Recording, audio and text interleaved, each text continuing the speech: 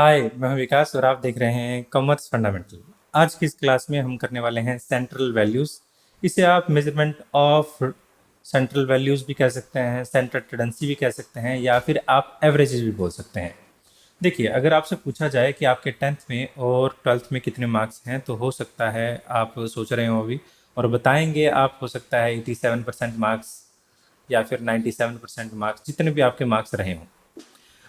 आपने ध्यान से क्वेश्चन सुना होगा, मैंने पूछा था आपके मार्क्स कितने हैं, बट आप बता रहे हो परसेंटेज, जो कि बताना काफ़ी आसान है। आपने परसेंटेज क्यों बताया? परसेंटेज इस वजह से बताया क्योंकि आपके अलग अलग सब्जेक्ट में जितने भी मार्क्स हैं उनको आपका परसेंटेज अच्छे से रिप्रेजेंट कर पाता है, इसलिए आपको परसेंटेज बताना ज़्यादा आसान लगता है। और क्योंकि आपका जो परसेंटेज मार्क्स हैं वो आपके सब्जेक्ट के जितने भी मार्क्स आपने लिए हैं उनके आसपास है, तो आपका जो परसेंटेज है वो आपके पूरे सभी मार्क्स को ज़्यादा अच्छे से रिप्रेजेंट कर पाता है। तो हम कह सकते हैं एक सिंगल नंबर है जो एक पूरे ग्रुप को रिप्रेजेंट कर रहा है, तो इसे भी हम क्या कहते हैं? एक तरह से एवरेज कहते हैं। ठीक है, इस क्लास में हम इंट्रोडक्शन करने वाले हैं, जो कि अब हो भी चुका है। टाइप्स ऑफ एवरेज और अर्थमेटिक मीन हम इंडिविजुअल सीरीज में कैसे कैलकुलेट किया जाता है उसको हम डिटेल में स्टडी करेंगे। तो देखिए, तो अभी मीनिंग समझने के बाद हम समझ सकते हैं इसकी डेफिनेशन। तो डेफिनेशन क्या है? एवरेज इज एन अटेम्प्ट, एक अटेम्प्ट है जो फाइंड करने के लिए है एक सिंगल फिगर यानी जो एक सिंगल फिगर है वो किसी भी चीज में हो सकती है, वो परसेंटेज में हो सकती है, सिंगल नंबर में हो सकती है, जो पूरे के पूरे ग्रुप को डिस्क्राइब करता है। एक ऐसा सिंगल फिगर जो हमने फाइंड किया है उसी को हम क्या कहते हैं? एवरेज कहते हैं, या सेंट्रल वैल्यू कहते हैं, सेंट्रल टेंडेंसी कहते हैं। दूसरी डेफिनेशन है हमारे पास, एक और डेफिनेशन है, an average value is a single value, एक ऐसी सिंगल वैल्यू है जो with in a range of data. ये रेंज ऑफ डाटा क्या होता है? एक लोवेस्ट वैल्यू, किसी डाटा की लोएस्ट वैल्यू और हाईएस्ट वैल्यू के बीच में जितना भी डाटा होता है उसे हम रेंज कहते हैं। और the data that is use to represent all the values. The same बात कही गई है कि जो एक सिंगल नंबर है, एक सिंगल वैल्यू है जो सभी वैल्यू को रिप्रेजेंट करता है एक सीरीज के। Since the average is somewhere with in the range, क्योंकि जो एवरेज है वो रेंज के अंदर है। जैसे मैंने अभी परसेंटेज के बारे में बोला था, जो आपके 5 सब्जेक्ट है, 4 सब्जेक्ट है, उन परसेंटेज को आप जब कैलकुलेट करते हो परसेंटेज, तो वो एक मिडिल वैल्यू है, सेंट्रल वैल्यू है आपके परसेंटेज मार्क्स, आपके जो जो भी आपने मार्क्स लिए हैं उसका सेंट्रल वैल्यू है। तो विद इन अ रेंज होता है वो the data, it is also called measurement of centred value, इसको हम सेंट्रल वैल्यू भी कह सकते हैं। तो हमारे पास एक और डेफिनेशन है, the average is sometime describe as a number which is typically the all group, यानी पूरे ग्रुप को रिप्रेजेंट करता है, उसी को हम एवरेज कह रहे हैं। तो इन सभी डेफिनेशन में एक ही कॉमन बात निकल कर आ रही है कि हमारा एवरेज क्या होता है? वो एक सिंगल नंबर है जो पूरी सीरीज को, पूरे ग्रुप को रिप्रेजेंट करता है। नॉर्मली जो हमारा सिंगल नंबर है वो समवेयर, यानी कहने का मतलब कहीं ना कहीं पूरे ग्रुप का एक एवरेज, एक सेंट्रल वैल्यू होता है, पूरे सीरीज का एक सेंट्रल वैल्यू होता है। तो अब तक आप समझ चुके होंगे मेरे ख्याल से कि हमारा एवरेज क्या होता है और दूसरा उसकी डेफिनेशन क्या है।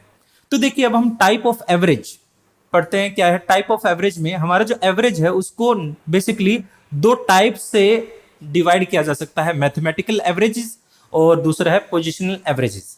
मैथमेटिकल एवरेजेस कौन सी हैं? जिसके अंदर हम जमा, घटा, गुना, भाग से हम कैलकुलेट करते हैं, ऐसी एवरेज जो होती है वह हमारी मैथमेटिकल एवरेज होती है। और पोजिशनल एवरेज क्या होती है? जो एक पोजीशन बताती है किसी एवरेज की, यानी हमारा एवरेज किसी सीरीज के बीच में है, साइड में है, कहाँ है हमारा, यानी किस नंबर पर आता है, कहाँ है, उसकी पोजीशन क्या है।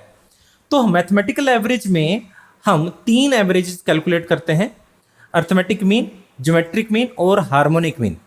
और हमारी पोजिशनल एवरेज में हम 3 यहाँ पर भी है, मीडियन, और मीडियन से जुड़ा हुआ कहाँ, कहीं कहीं पर तो जो हमारी पार्शियल वैल्यूज होती हैं उसको मीडियन का ही पार्ट माना जाता है। तो यहाँ पर हमारे पास क्वार्टाइल, परसेंटाइल, डिसाइल वगैरह कैलकुलेट किया जाता है, और तीसरा रहता है हमारे पास मोड। तो इस तरह से हमारे पास बहुत सारे एवरेजेस हैं जिससे हम कह सकते हैं कि इनसे हम एवरेजेस मापेंगे। तो एक यहाँ पर एक डेफिनेशन कह सकते हो, या फिर एक बात कही गई है बोले ने, तो साइंस स्टैटिक्स जो है हमारे पास एक साइंस है एवरेजेस का, क्योंकि स्टैटिक्स में हम बहुत सारे टाइप के अलग अलग एवरेज ही कैलकुलेट करते हैं। तो आगे देखिए हमारे पास हम अर्थमेटिक मीन, इस क्लास में हम अर्थमेटिक मीन के बारे में बात करने वाले हैं। तो हमारे पास अर्थमेटिक मीन जो है वो बेसिकली दो टाइप से कैलकुलेट किया जा सकता है, सिंपल अर्थमेटिक मीन और वेटेड अर्थमेटिक मीन। यहाँ पर दो कर सकते हैं आप। सिंपल अर्थमेटिक मीन वो एवरेज है जो एक सीरीज की सभी वैल्यूज को इक्वल इंपॉर्टेंस देता है, इक्वल इंपॉर्टेंस देता है। ऐसा जो हमारा एवरेज रहेगा उसको हम क्या कहते हैं, सिंपल अर्थमेटिक मीन कहते हैं। अब दूसरा जो वेट हमारा मीन है वो है वेटेड अर्थमेटिक मीन। अब देखिए जो सभी वैल्यूज हैं किसी सीरीज की, सभी वैल्यू जरूरी नहीं होता कि वो सभी वैल्यू हमारे लिए इक्वल इंपॉर्टेंस रखती हो। कुछ वैल्यू हो सकता है ज़्यादा इंपॉर्टेंस रखती हो और कुछ वैल्यू जो है वो हो सकता है कम इंपॉर्टेंस रखती हो। इसलिए हमने एक नया टाइप का एवरेज है हमारे पास, वेटेड अर्थमेटिक मीन। इसमें क्या रहता है, यानी ज़्यादा इंपॉर्टेंट आइटम को हम ज़्यादा वेट देते हैं और कम इंपॉर्टेंस आइटम को हम कम वेट देते हैं। इस तरह से जो दूसरा हमारे पास एवरेज रहता है वो रहता है वेटेड अर्थमेटिक मीन। आज इस क्लास में हम वेटेड अर्थमेटिक मीन की अभी बात नहीं करने वाले, नेक्स्ट क्लासेस में हम बात करेंगे। देखिए अब जानते होंगे हमारा जो डाटा है उसको 3 सीरीज में डिवाइड किया जा सकता है, कहीं कहीं पर 2 भी रहता है। 2 कैसे रहता है, ग्रुप्ड और अनग्रुप्ड। इंडिविजुअल सीरीज को हम अनग्रुप्ड और इन दोनों को मिला दें तो ये ग्रुप्ड कहलाता है। क्यों? क्योंकि इंडिविजुअल सीरीज में ही हम कन्वर्ट करके ग्रुप्ड बना सकते हैं अगर कुछ कॉमन ऑब्जर्वेशन हो तो हमारे पास। इसको आप यूनिवेरियन और इस दोनों को मिलाकर बायवेरियन भी बोलते हैं, या फिर इंडिविजुअल, डिस्क्रीट और कंटिन्यूस सीरीज भी बोला जाता है। इन सभी सीरीज में जो भी हमारा अर्थमेटिक मीन होगा, सिंपल अर्थमेटिक मीन होगा, उसको हम direct method, assumed mean method और स्टेप डेविएशन मेथड से ही कैलकुलेट करते हैं। तो हमारे पास हमारा जो अर्थमेटिक मीन है, तीनों ही सीरीज में एक जैसे फार्मूले हैं हमारे पास, कुछ कुछ एक जैसे से फार्मूले हैं और बहुत हद तक फार्मूले काफ़ी बातें कॉमन भी रखते हैं। अगर आपको पहली जो क्लास है वो अच्छे से समझ आ गई हैं तो आगे आने वाली क्लासेस में काफ़ी आपके लिए आसान हो जाएगा। तो जैसे हमने बात की कि तीनों ही सीरीज में हमारे पास, चाहे वो इंडिविजुअल सीरीज हो, चाहे वो डिस्क्रीट हो या कंटिन्यू सीरीज हो, ये 3 बेसिक फार्मूले हमारे यूज़ किए जाते हैं और अलग अलग सीरीज में अलग अलग टाइप से इनको इस्तेमाल किया जाता है। जो फार्मूले हैं उनका नेम सेम रहेगा बट अप्लीकेबिलिटी है वो अलग अलग रहेगी। देखिए हम बात करते हैं सिंपल अर्थमेटिक मीन, किसमें, हमारी इंडिविजुअल सीरीज में। इंडिविजुअल सीरीज में सिंपल अर्थमेटिक मीन जो डायरेक्ट मेथड है उसमें मीन, इसको हम x बार से डिनोट करते हैं, ये हमारा मीन कहलाता है, ठीक है। इसको हम x बार से डिनोट करते हैं। समीशन x बाय n से मापा जाएगा।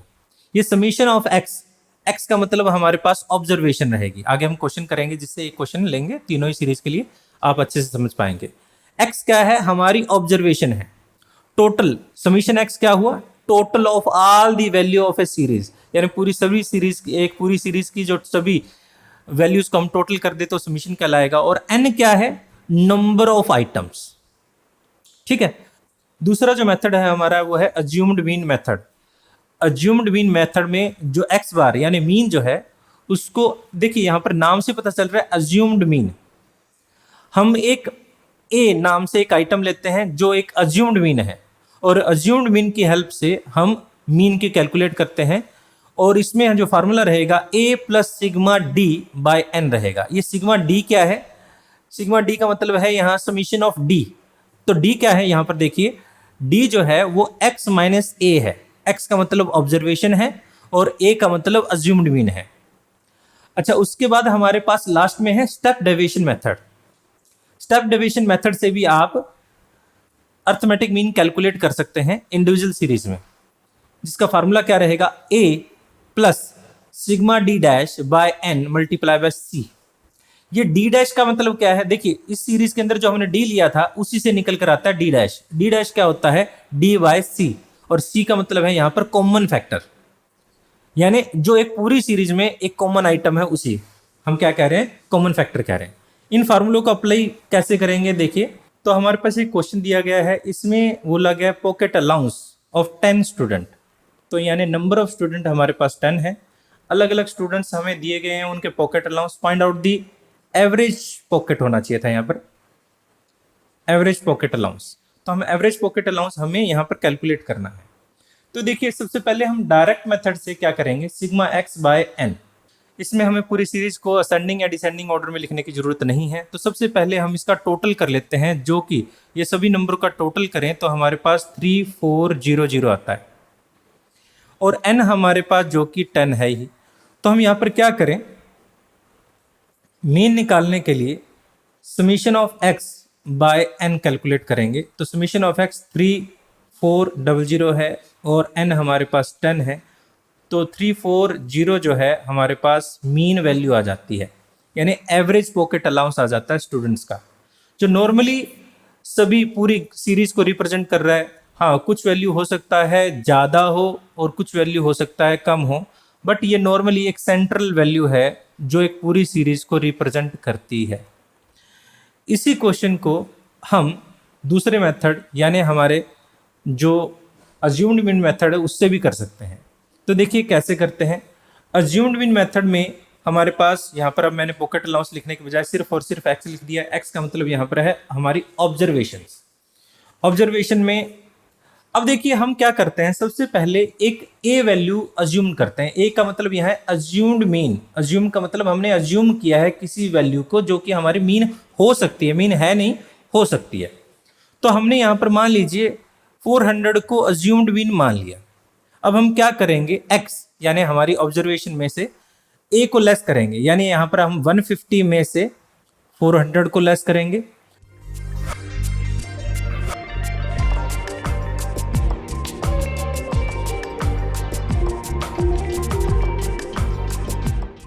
तो जो आपके पास वैल्यू आएगी वो आपकी आएगी d। d stand for deviation. ये डेविएशन क्या होता है, डेविएशन का मतलब किसी वैल्यू को हमने छोटा कर दिया है, उसके अज्यूम्ड मीन से हमने लेस कर दिया। तो हमारे पास वैल्यू क्या आ रही है, यहाँ पर आ रही है 250 माइनस, उसके बाद हमारे पास, हाँ जी, इसके बाद जो वैल्यू है वो 150। उसके बाद जो वैल्यू है हमारे पास, एक वैल्यू हमने बीच में लिखी नहीं है, 180 माइनस 400। तो ये जो वैल्यू आएगी वो आ जाएगी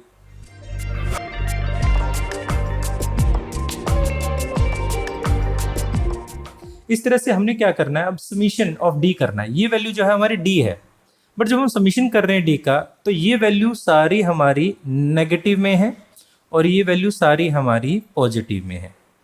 जो नेगेटिव वैल्यू है उसका टोटल करें तो हमारे पास 1100 आता है, और पॉजिटिव वैल्यू का टोटल करें तो 500 आता है। इस तरह से हम क्या करेंगे, 1100 में से 500 लेस कर देंगे, हमारे पास सिग्मा डी वैल्यू आ जाएगी, जो वैल्यू आती है -600। तो हमारे पास अब फार्मूला क्या था, मीन निकालने का फार्मूला अज्यूम्ड मीन मेथड में a plus sigma D by n है। n क्या है, n तो हमारे पास सेम वही रहेगा, 10 ही है।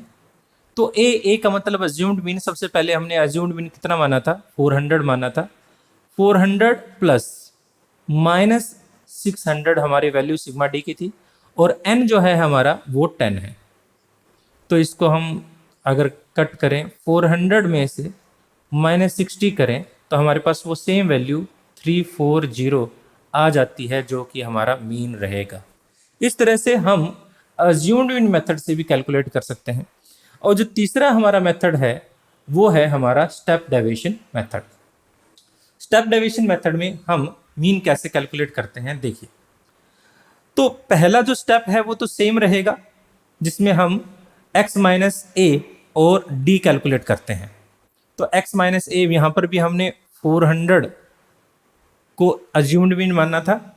अज्यूम्ड मीन जो है उसमें से लेस करने के बाद जो हमारे पास वैल्यूज बचती हैं वो हमारी वैल्यू को मैं d सीधा ही लिख लेता हूँ। ये हमने d अभी पीछे कैलकुलेट किया है, ये सारी वैल्यूज हमारी d की थी। अब हमारे पास जो फार्मूला है मीन निकालने का, यहाँ पर है a अज्यूम्ड मीन जो कि हमारा 400 है, प्लस सिग्मा डी डैश। ये डी डैश क्या है, ये डी डैश है डी बाय कॉमन फैक्टर। अब देखिए आप पूरी सीरीज में ये देखेंगे कुछ क्या वैल्यू कोई ऐसी है जो आपके पास कॉमन आ रही हो, आपकी कोई ऐसी वैल्यू जो कॉमन आ रही हो। अगर आप कॉमन वैल्यू देखेंगे तो आपका 10 जो है नॉर्मली आपको कॉमन दिखाई दे रहा होगा। ठीक है, आपका 10 कॉमन दिखाई दे रहा होगा। आप क्या करेंगे, डी को डी बाय सी यानी कॉमन फैक्टर से डिवाइड कर देंगे। कॉमन फैक्टर आपका क्या है, यहाँ पर कॉमन फैक्टर आपका 10 है, यानी 250 माइनस 250 को आप 10 से डिवाइड कर देंगे। 10 से डिवाइड करेंगे तो आपका 25 वैल्यू आता है। इसी तरह यहाँ पर आपके 20 वैल्यू आ जाएगी माइनस।